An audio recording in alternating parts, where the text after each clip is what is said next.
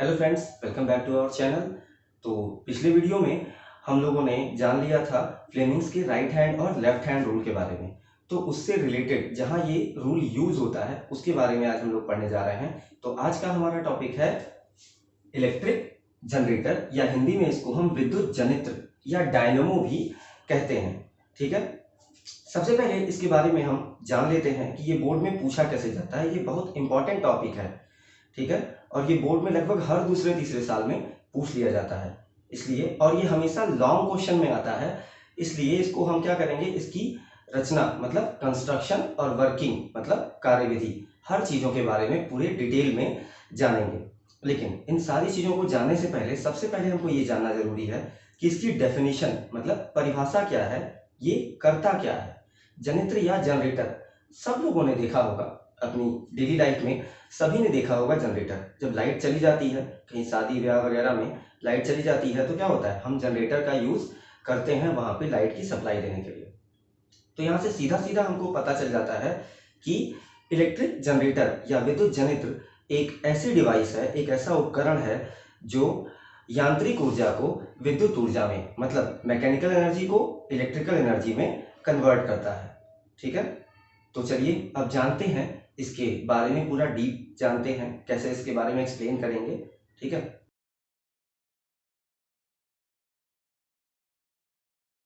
विद्युत जनित्र या electric generator का जो सबसे पहला पॉइंट आता है वो आता है प्रिंसिपल।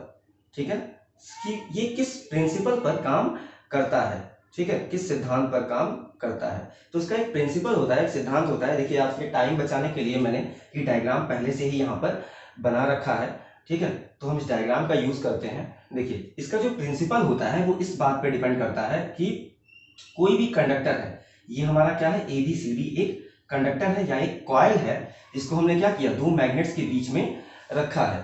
ठीक है, तो सिद्धांत ये होता है इसका कि जब भी मैग्नेटिक फील्ड के बीच में रखे किसी कॉइल को हम क्या करते हैं, घुमाते हैं, तो उसमें मैग्नेटिक फ्लक्स में चेंज आता है, और उस फ्लक्स में चेंज होने की वजह से इसमें एक इलेक्ट्रिक करंट इंड्यूस हो जाती है, जिसके डायरेक्शन को हम फ्लेमिंग्स के राइट हैंड रूल से पता कर लेते हैं। फ्लेमिंग्स का राइट हैंड रूल एक बार आपको दोबारा से याद दिला देता हूं, इस तरह से हमने बताया था। ठीक है, C, B और F। ठीक है, ये क्या होता था, फोर्स, ये मैग्नेटिक फील्ड, और ये C क्या होता था, करंट। ठीक है, अच्छा, इसके बाद ये तो हो गया हमारा प्रिंसिपल का। ठीक है, प्रिंसिपल के बाद हम इसका टाइप्स जान लेते हैं कि ये कितने टाइप के होते हैं। ठीक है, जो हमारा इलेक्ट्रिक जनरेटर होता है वो दो टाइप का होता है, पहला AC जनरेटर और दूसरा DC जनरेटर। हम दोनों की कंस्ट्रक्शन और वर्किंग के बारे में यहीं एक साथ ही पढ़ेंगे। इन दोनों में बहुत माइनर सा डिफरेंस होता है। ठीक है, फिगर में भी बहुत माइनर सा डिफरेंस आता है, केवल इस स्लिप रिंग के बनाने में थोड़ा सा डिफरेंस आता है। ये मैंने AC जनरेटर बना रखा है आपके सामने। ठीक है, अभी मैं जब DC बनाऊंगा, अभी इसके बाद जैसे DC के बारे में बताऊंगा तो DC जनरेटर भी बना दूंगा। इसमें हल्का सा चेंज करना होता है, केवल यहाँ पे क्या होता है मैं भी आपको बताऊंगा। ठीक है, तो चलिए शुरू करते हैं। तो चलिए शुरू करते हैं इसका सबसे पहला पार्ट, कंस्ट्रक्शन। कंस्ट्रक्शन या इसको हम क्या बोलते हैं, संरचना। हिंदी में क्या बोलते हैं, संरचना।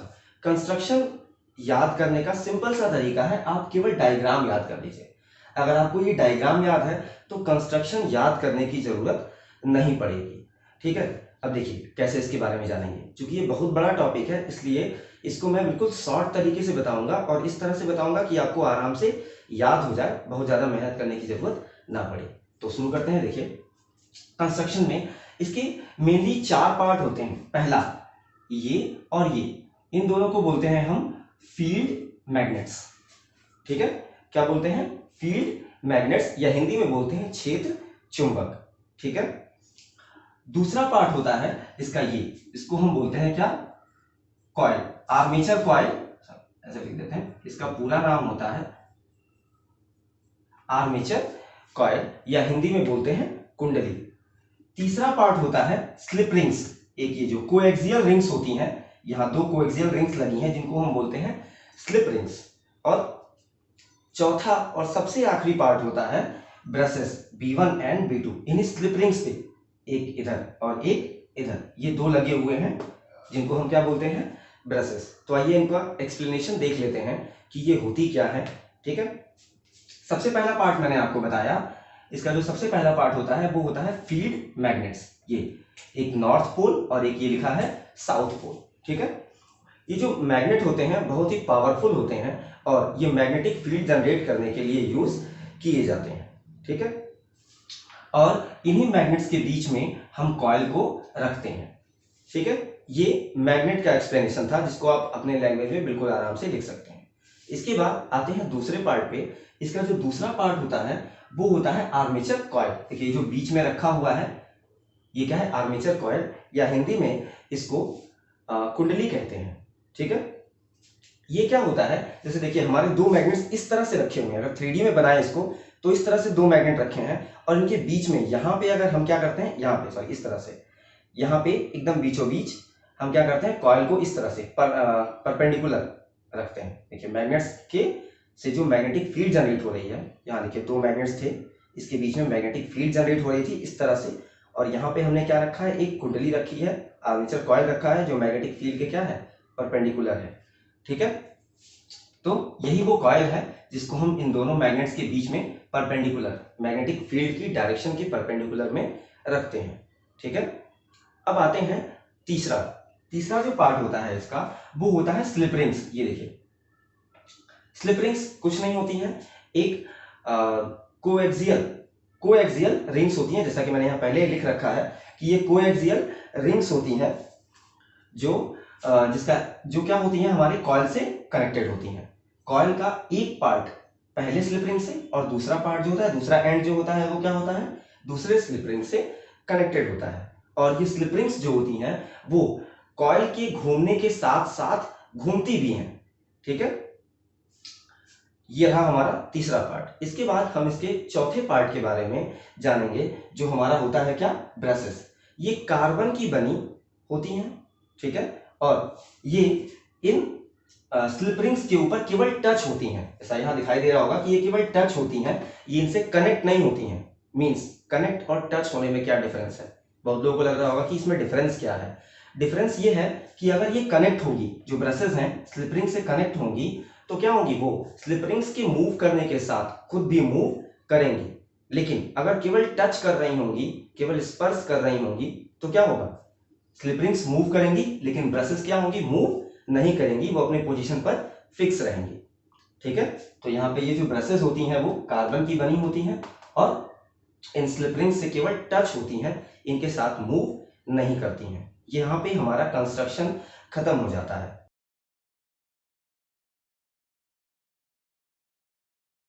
हमने इसके कंस्ट्रक्शन के बारे में पढ़ लिया, अब हम इसकी वर्किंग के बारे में जानेंगे, मतलब कार्यविधि के बारे में जानेंगे कि ये काम कैसे करता है, आखिर ये मैकेनिकल एनर्जी को इलेक्ट्रिकल एनर्जी में कन्वर्ट करता कैसे है। ठीक है, तो चलिए शुरू करते हैं कार्यविधि। देखिए सबसे पहले क्या होता है कि हम इन दोनों मैग्नेट को ऑन करते हैं और यहाँ से एक मैग्नेटिक फील्ड जनरेट करते हैं। इस तरह से एक मैग्नेटिक फील्ड जनरेट हो जाती है जिसको हम B से डिनोट करते हैं, मैग्नेटिक फील्ड को। ठीक है, इसके बाद जैसे ये मैग्नेटिक फील्ड जनरेट हो जाती है उसके बाद हम क्या करते हैं, ये जो कॉइल होती है हमारी, इस कॉइल को इस मैग्नेटिक फील्ड के डायरेक्शन के परपेंडिकुलर, मतलब 90 डिग्री का एंगल बनाते हुए इस तरह से सीधा रखते हैं।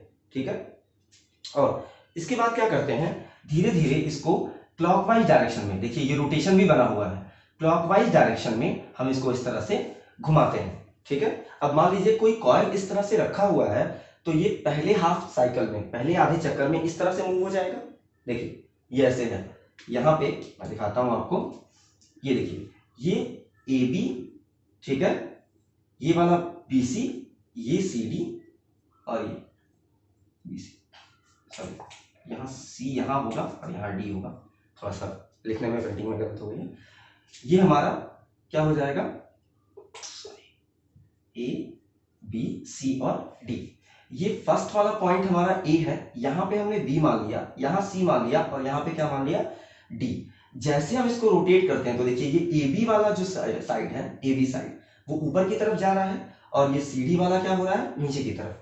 ठीक है, और ये मूव करके जैसे हाफ साइकिल कंप्लीट करता है, ठीक है, तो क्या होता है, जैसे हाफ साइकिल कंप्लीट करता है तो इसमें मैग्नेटिक फ्लक्स में चेंज आता है और एक करंट जो होती है वो क्या होती है, जनरेट हो जाती है। मैंने एक बात और आपको बताई थी कि जैसे ये मूव होता है, ये स्लिप रिंग्स भी इस कॉइल के साथ मूव करते हैं।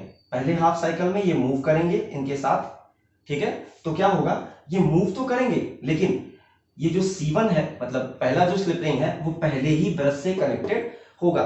ऐसा नहीं होगा कि ये दूसरे से जाके कनेक्ट हो जाएगा, ऐसा नहीं होगा। ठीक है, और ये जो दूसरा वाला स्लिप रिंग है वो दूसरे वाले ब्रश से ही कनेक्ट रहेगा पहले हाफ साइकिल में। ठीक है, और इसमें क्या होगी, ABCD के डायरेक्शन में एक करंट, ADCB इस वाले डायरेक्शन में एक करंट क्या होगी, फ्लो करना शुरू कर देगी।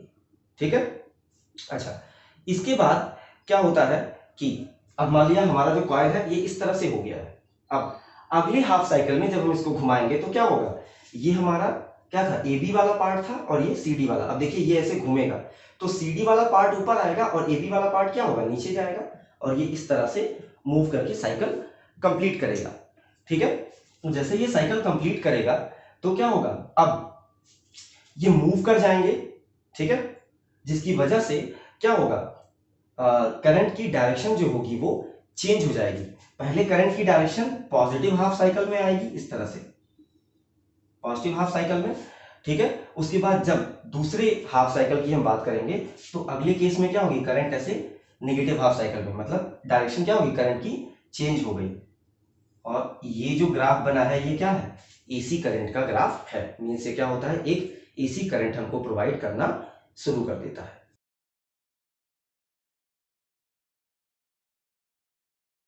तो अभी तक हमने क्या किया है, एसी जनरेटर पढ़ लिया था। ठीक है, अब हम क्या करेंगे, हम डीसी जनरेटर के बारे में पढ़ेंगे। देखिए मैंने पहले ही आपको बताया था कि एसी जनरेटर और डीसी जनरेटर दोनों में ज़्यादा चेंज नहीं होता है, केवल यहाँ पर एक चेंज आता है, जो हमारे स्लिप रिंग्स होते हैं उनमें थोड़ा सा चेंज आता है। ठीक है, वहाँ पे क्या था, हमारे जो दो स्लिप रिंग्स लगे हुए थे, कंप्लीट साइकिल था, पूरा एक रिंग था, एक रिंग यहाँ लगा था, एक रिंग नीचे लगा हुआ था। लेकिन यहाँ पे क्या होता है, एक ही रिंग के दो पार्ट्स होते हैं। मीन्स एक हाफ रिंग इधर होता है, एक हाफ रिंग इधर होता है, और पहले वाले रिंग के साथ एक ब्रश B1 कनेक्टेड होता है और दूसरे वाले रिंग के साथ एक ब्रश B2 कनेक्टेड होता है। ठीक है, यहां पर भी सेम चीज होती है, कंस्ट्रक्शन सारा सेम होगा। यहां भी क्या होगा, दो फील्ड मैग्नेट होंगे जो मैग्नेटिक फील्ड जनरेट करेंगे, एक बीच में कॉइल लगेगी जो मैग्नेटिक फील्ड के परपेंडिकुलर डायरेक्शन में रखी होगी। हम इसी को रोटेट कराएंगे और इसके साथ साथ ये स्लिप रिंग्स लगी होंगी, ये स्लिप रिंग्स भी इसी के साथ साथ रोटेट करेंगी। और ये ब्रशेस जो होंगी, ये ब्रशेस क्या होंगी, रोटेट नहीं करेंगी, ये फिक्स होंगी, ये केवल स्लिप रिंग से टच करेंगी, इसके साथ पूरी तरह कनेक्ट नहीं होंगी। और इनके बाद हम बाहर क्या करेंगे, एक एक्सटर्नल सर्किट कनेक्ट कर देंगे, जैसे पिछले वाले में किया था। ठीक है, अब इसकी हम वर्किंग जान लेते हैं।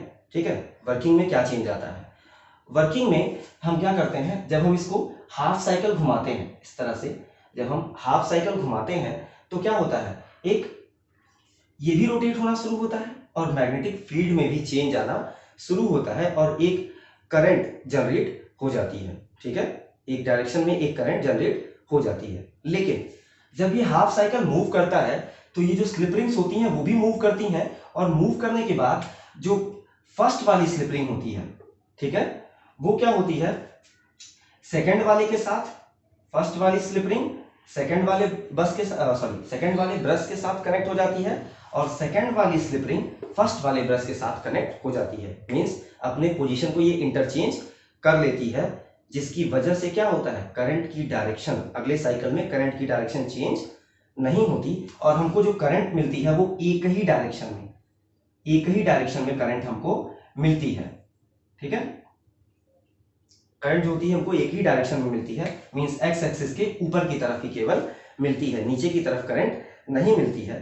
और ये जो करंट है ये हमको डीसी करंट के बारे में, डीसी करंट को रिप्रेजेंट करती है। ये जो ग्राफ बना है ये क्या होता है, डीसी करंट को रिप्रेजेंट करता है। ठीक है, तो आशा करता हूं कि आपको सारी चीजें समझ में आई होंगी। अगर कोई भी परेशानी आती है आपको तो आप कमेंट करके हमें बता सकते हैं, हम अगले वीडियो में इसके बारे में ज़रूर बताएंगे। ठीक है, और अगर वीडियो अच्छा लगा तो कमेंट करें, शेयर करें और लाइक करें, और अगर हमारे चैनल पर नए हैं तो हमारे चैनल को सब्सक्राइब करें। Thank you.